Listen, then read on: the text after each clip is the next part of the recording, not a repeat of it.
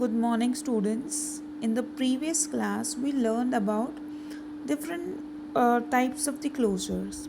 Today, we will discuss about ways to a good closure.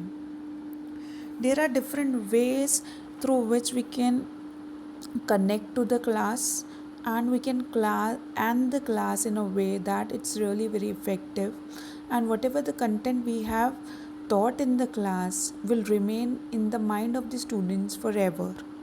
For that, to achieve the proper closure, teacher can summarize by making an outline of the main points on the blackboard, can seek students' participation, may give opportunities for the students to apply new knowledge acquired in various situations.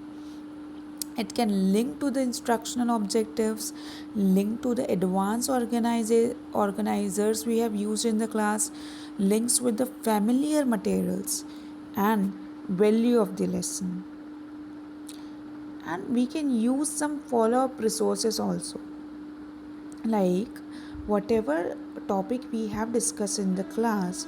For this we can give some relevant, useful, interesting or the creative information. We can provide information on the relevant resources that can be complementary for the lesson, that is textual, video, audio and the multimedia. The main important point is the reviewing and summarizing. It's really very important to review the points that we have covered in the class. This is done by reiteration of the key points or recapitulating, revising or reviewing the lesson, summarizing. The teacher summarizes the major points and the students get students to summarize the major points or the concept. Summarize in a way that we can sum up all the points that could be done by a teacher or it could be done by the students. Okay, teacher can write the main points on the blackboard, or she can ask or probe the students to give the answers or the whatever the topics that was covered in the class in a way to sum up the main points.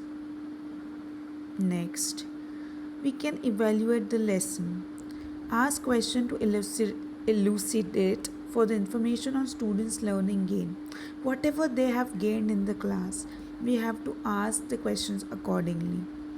We have to involve the students in the activities using the new concept of the ideas.